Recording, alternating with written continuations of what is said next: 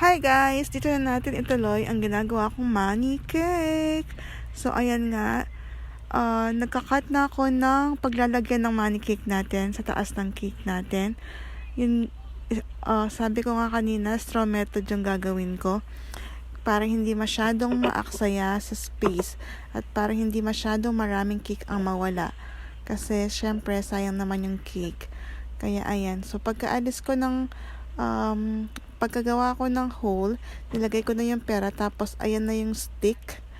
Ilalagay mo lang yung 6 dyan para makapasok dun sige, bulol pa more. Sa sago straw, para kapag ipupul mo yung cake, yung stick, yung mag-iwan ng doon yung puwersa at hindi masama lahat ng cake. Ay, nung pera pala. Ano nang pinagsasabi ko? Kaya ko to. Tapos niya, nilagyan ko siya ng ganache. Kapag nagmaman cake ako, nilalagyan ko ng ganache. Kino-cover ko ng ganache rather yung cake. Kasi, para yung cake natin is tumibay. Para hindi siya sumama kapag hinila na yung pera. O yan o, diba no? Ganyan lang. Hirap na hirap talaga ako mag-voice over.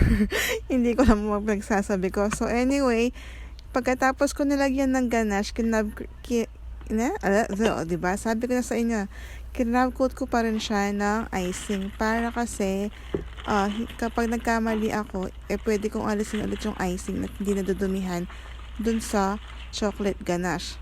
Alam niyo ba guys, isa sa pinakamahirap kapag nagbibake ka or kapag gumagawa ka ng cake is yung pag-achieve ng color ng icing.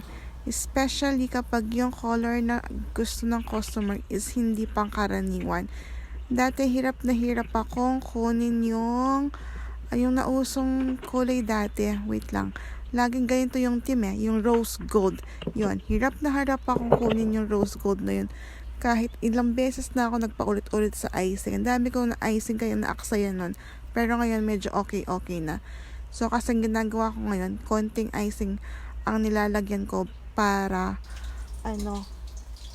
para hindi masyadong maaksaya. Ganun na lang yung technique na ginagawa ko. So anyway, eto na, nagpapalit na ako ng mga rosettes dyan. Kasi yung design nito is rosette siya, then may paro-paro G.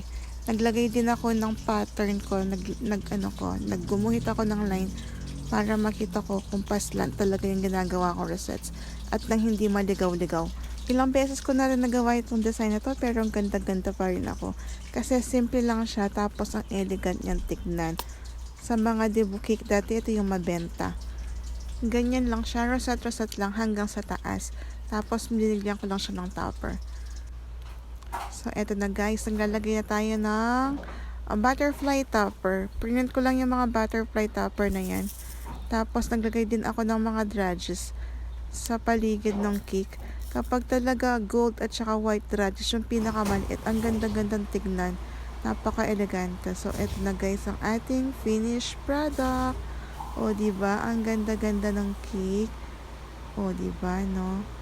Galing, 18th birthday. Happy 18th birthday, Miss Caitlin, from your mama and papa. Please power up page po.